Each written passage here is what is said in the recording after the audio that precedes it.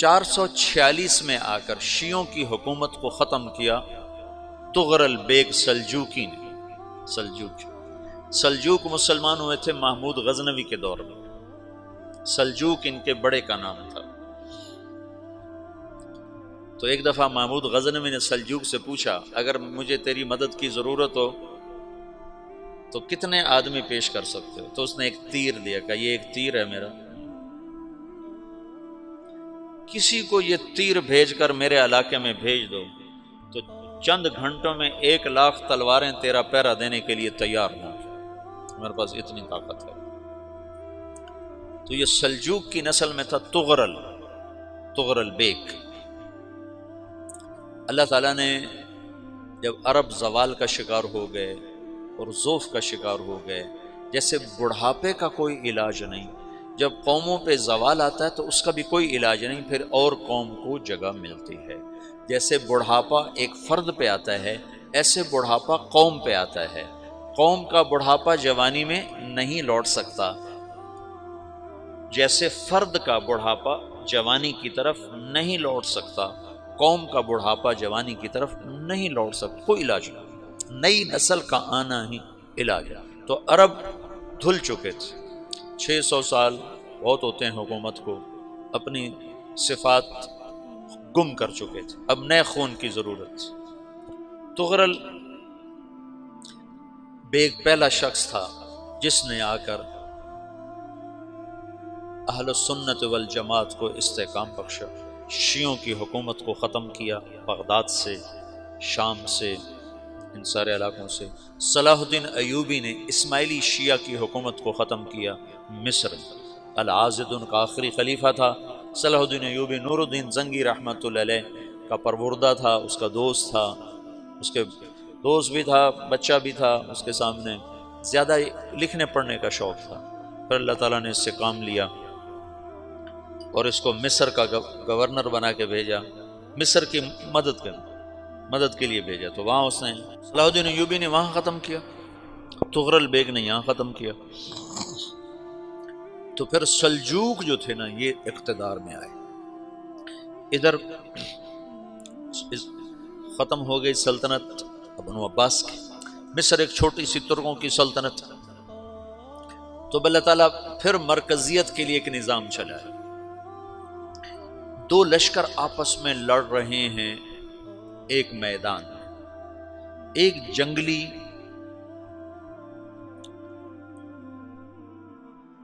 बद्दुओं का काफिला, जंगल के लोग अपने कबीले को लेकर, एक जंगली कबीला अपने सरदार के साथ नकल मकानी कर रहा है एक जगह से दूसरी जगह। अल्लाह का निज़ाम कि ये लोग चलते चलते चलते उस वादी में पहुंच गए जहां जंग हो रही है, दो लश्कर आपस में लड़ रहे हैं। जब ये वहां पहुंचते हैं तो एक लश्कर के कदम उखड़ रहे हैं और दूसरा गालिब आ रहा है। इनको नहीं पता शिकस्त खाने वाले कौन हैं और फतह पाने वाले कौन हैं, इनको नहीं पता। इस जंगली कबीले के सरदार का नाम भी तुगरल है, तुगरल। तो ये सरदार कहता है जो शिकस्त खा रहे हैं उनकी मदद करो। कुछ पता नहीं कौन है, कहता जो शिकस्त खा रहे हैं इनकी मदद करो। तो 400 वैशी जंगलियों ने फाते लश्कर के पीछे हमला कर दिया। वो तो एक काफी होता था, 400 दौड़ दौड़ जब तलवारें पड़ी तो चंद लम्हों में नक्शा बदल गया। भागने वाले जम गए और जमने वाले भाग पड़े। जब जंग खत्म हुई तो शिकस्त खुर्दा लश्कर के बादशाह ने इनको बुलाया। उसे पूछता है मुझे जानते हो मैं कौन हूं? कहा नहीं। कहा तो तुमने मेरी मदद क्यों की? कहा इंसानी हमदर्दी की वजह से, तुम्हें शिकस्त हो रही थी इसलिए तुम्हारी मदद की। फिर उसने अपना तारुफ कराया, मैं हूं सुलेमान सल्जूकी, तुर्की का बादशाह। मुसलमानों का लश्कर था और तातारियों से शिकस्त खा रहा था। तातारी फतह पा रहे थे, मुसलमान शिकस्त खा रहे थे। तो वो अल्लाह की गैबी मदद बनकर आए। तो वो उससे कहता है मेरे साथ रहना पसंद करोगे, तुमने मेरे ऊपर एहसान किया है, मैं उसका बदला देना चाहता हूँ, मेरे साथ रहना पसंद करोगे? कहने का कर लूँगा। तो उसने उसको लेकर तुर्की आया और इस्तांबुल उस वक्त रोम की हुकूमत में था। उससे फतह किया इस तुगरल के आगे चौथे पांचवें पड़पोते मोहम्मद फातेह ने। तो ये इस्तांबुल है, ये तुर्की है, बीच में एक छोटा समंदर है, यहाँ एक जागीर है। तो सुल्तान सुलेमान कहता है ये जागीर तुझे वक्फ है, इधर से रूमी मुझे तंग करते हैं हमले कर करके, तू मेरा दिफा करते रहना, ये जागीर तेरी। ये उस जागीर पे इसने अपने काफिले को आबाद कर दिया, अपने कबीले को, और एक छोटी सी हुकूमत बना ली, जो एक सूबा समझो सुलेमान सल्जूकी का, वो एक छोटा सा सूबा है।